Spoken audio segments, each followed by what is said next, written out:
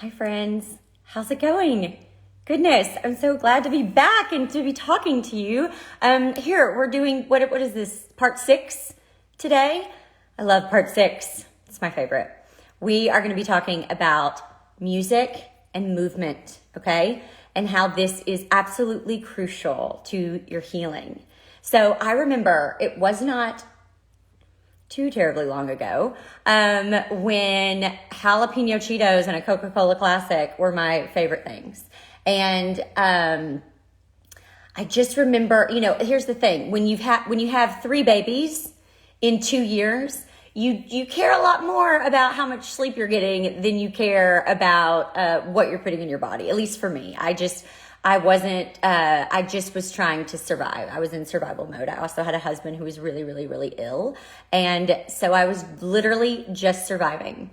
And in my book, Sleeping with a Stranger, I was trying to find it before I came on here live with you guys, and I couldn't find the exact spot. But the majority of this book is about like the raw journey, right? The hard stuff.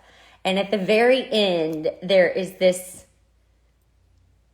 girl who is in the very beginning stages of healing and is just beginning to dip her toe into the water of healing. And I've been doing it ever since. And so that's why this has been such a wonderful series to share with you all. And I so appreciate each and every one of your messages. And I hope that you're enjoying it too. So here's the thing that I love about the movement and the music. So one of the things that I learned that I talk about in here is at some point it clicked with me that our mind, our body, and our spirit are connected. And this is when I started, waking up, and I was doing the meditation and the passive prayer, and I was working out. I started doing that, and I realized mind, body, and spirit were connected. And I realized that if I sat down to write something, and I had meditated, but I hadn't worked out, like my mind wasn't working. The words would not come to the paper. Or if I went to run and there was nothing, like I was just like, what is wrong with me? Yesterday I could run 5 miles and today I can't run anything. I thought, well, have I meditated today? There was something about, and then I'd go and I'd meditate and then I could run again. Like there was something about doing these things that made my body work. And I realized that the mornings that I did not connect to my mind, body, and spirit, my body didn't work as well. And so that is what has kept me, continuing to go through this. And so, listen, it's not always going to happen where I can go do a big run or I can go to the gym. And so I have to make sure that I get movement down every single morning within my morning routine. Okay. And so that is where the dancing comes into play. And I don't share a lot of my dancing. I do share some of it sometimes, but I keep a lot of it to myself. Here's why it's so important. Our feelings, they can get stuck in us. Okay. Emotions, they have a beginning, a middle, and an end. And if you don't release them, they get stuck and they get trapped inside of you, and that turns into pain. Okay.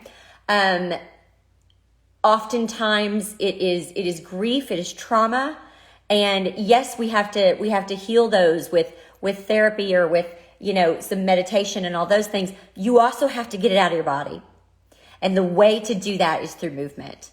And yes, working out is great, but there is something about putting on a song that matches whatever feeling I'm feeling that morning and just moving my body. There's something about it. Our bodies reflect our feelings. I think sometimes you can look around and you can see, who's in pain. But it's equally true that our feelings can reflect our bodies, and we can choose physical, external movements that will change, emotional, internal truths, like from stretching to meditating to dancing. Our physical bodies, they can transform our internal landscape. And feelings, like I said, they have a beginning, a middle, and an end.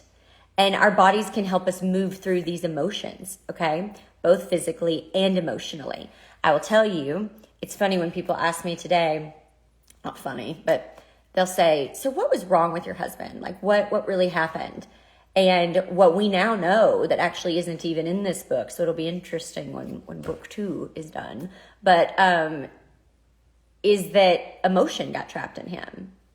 That's what really happened. He had a really good friend in high school commit suicide, and he never, like a few months before he left for college, and he never got the help he needed with that. He never got to deal with that. And if that emotion stays stuck in you, then it will eventually lead to pain. I'm not saying that was like the only pain or the only thing, but because there was other stuff as well. But that is why this healing stuff is so, I'm so passionate about it, because I have seen what happens firsthand when someone does not face their feelings, when someone just avoids their feelings, when someone avoids the truth, when someone avoids being honest, and when someone, just cannot see like, oh, something is wrong here. Something is wrong. I need to face this. And it may seem uncomfortable, and I get it. It's because we've all been taught not to, don't share your feelings. Keep that inside, especially men, right? And it is so, it's just so crucial that you get it out, that you let the emotion get out. So I usually, after I do my journal first thing, and then I meditate, then comes the movement. And so I usually start with stretching, and then the stretching usually leads to dancing.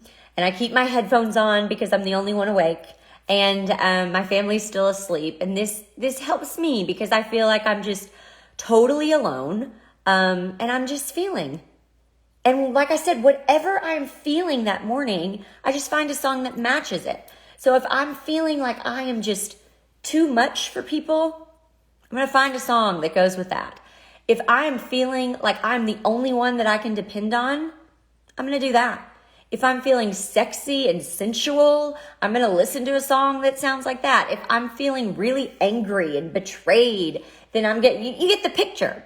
But I can listen to that and I can just move, and it just helps kind of get that emotion out. I don't know. It really, really does. So like I said, just whatever I'm feeling that day, there's absolutely no shame.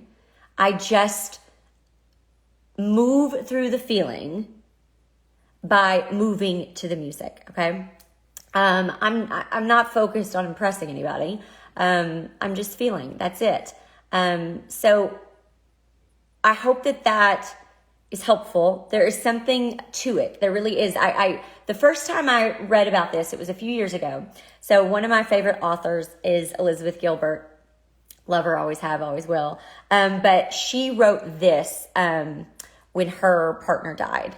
So I don't know if y'all know the whole story, but she married her best friend, and very soon after they got married, her partner died.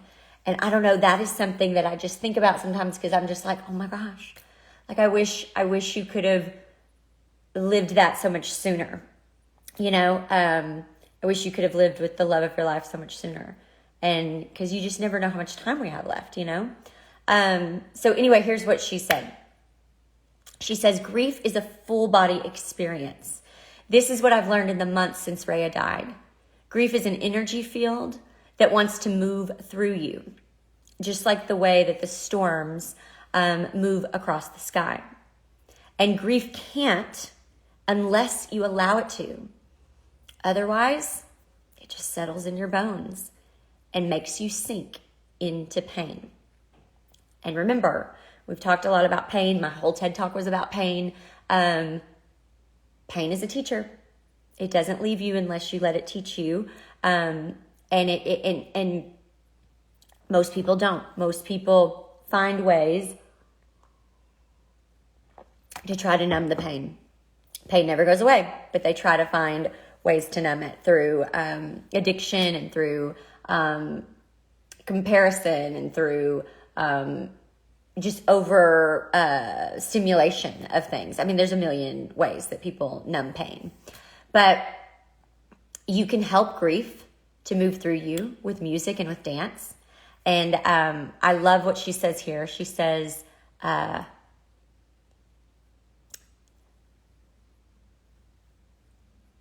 all true grief has an element of rejoicing, but only if you are willing to allow all the love and all the pain at once. You have to allow them to coexist. It's not like you feel all the pain and then you get to rejoice. It's both. They coexist with one another. We dance because it hurts too much not to. We dance because we are so grateful to have known such deep foundational love. We dance through our grief and with our grief so that our grief will not sink us. We dance. We dance with life and we dance with death. And this is why dancing means so much to me. It's a way to move through life with both joy and grief. And so whatever I'm feeling, I don't know, I just feel deeply connected to it. And there's something about movement that gives us connection. It connects us with ourselves. And so, like I said at the beginning, we have to tune in to our mind, our body, and our spirit. And I feel like we do the mind with the journaling. We're dealing with our brains. We're getting our thoughts out. Our spirit by meditating.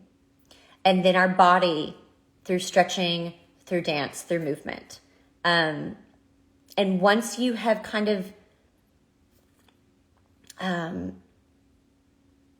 awakened all three of those, your body knows how to work. It is now working together really well the way it was meant to work. And your day is going to go so much better.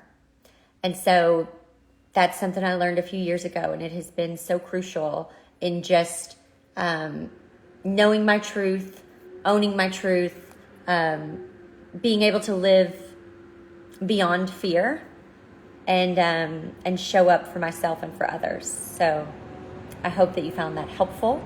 And tomorrow we have part 7. And then I'm going to have a bonus day. I've received lots of great messages from people asking some questions that we went back in and we actually rewrote day 7 and we added one more day so that we could really help in the ways that y'all need us to. So I hope that you found that helpful. I would love to hear from you in my DMs. I've really enjoyed hearing from you and getting to chat with you and hearing your stories. And I just am so grateful to each one of you who allow me to share my story. And I hope that it's helpful. Y'all have a good day. I'll see you tomorrow.